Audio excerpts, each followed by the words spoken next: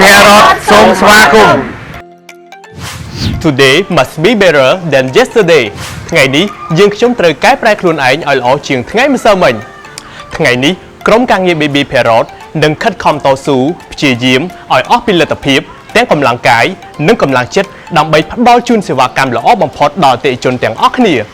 ក្រុមការងាររបស់ Baby Parrot ក៏សូមអរគុណទៅកាន់អតិថិជនទាំងអស់គ្នាដែលបានជឿទុកចិត្តនៅសេវាកម្មរបស់យើងខ្ញុំកន្លងមកនិងសូមអរគុណទៅកាន់បុគ្គលិក Baby Parrot ដែលបានខិតខំតស៊ូយ៉ាងសកម្មដើម្បីគ្រួសារ Baby Parrot មានភាពជោគជ័យរីកចម្រើនពីមួយថ្ងៃទៅមួយថ្ងៃជាបន្តបន្ទាប់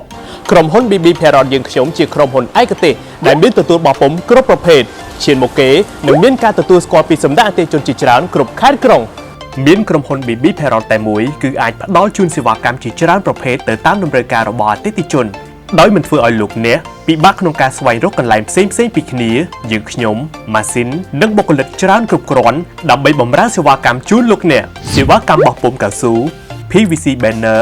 backdrop poster sticker mask sticker បិទកែវកាហ្វេនិងបិទផលិតផលផ្សេងបោះពុម្ព leaflet brochure name card letterhead menu បោះពុម្ពលើកាបូបថង់អាវកែវកាហ្វេឆ័ត្រមួកទង់ផ្សាយពាណិជ្ជកម្មដោយដាក់ logo ឈ្មោះក្រុមហ៊ុន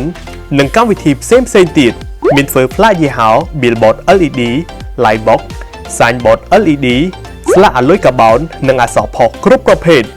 មានទទួលធ្វើនិងបោះពុម្ពទៅលើ A stand H stand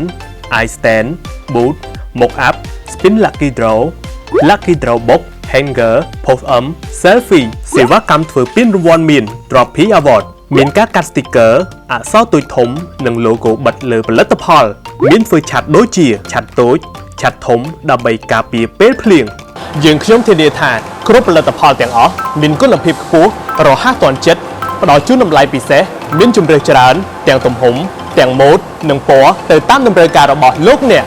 ក្រុមហ៊ុន Baby Parrot ក៏មានសេវាកម្មដឹកជញ្ជូននិងដំឡើងផ្លាយយីហោគ្រប់25ខេត្តក្រុងផងដែរសម្រាប់ព័ត៌មានលម្អិតអំពីសេវាកម្មលោកអ្នកអាចទំនាក់ទំនងតាមរយៈលេខទូរស័ព្ទ Facebook Page Baby Parrot Printing Advertising LED ឬលោកអ្នកអញ្ជើញមកទីតាំងផ្ទាល់ស្ថិតនៅបូរីពេញហួតបឹងស្នោសង្កាត់និរោធខណ្ឌច្បារអំពៅរាជធានីភ្នំពេញ Telegram និង Hotline 088 07 9 79 សូមអរគុណ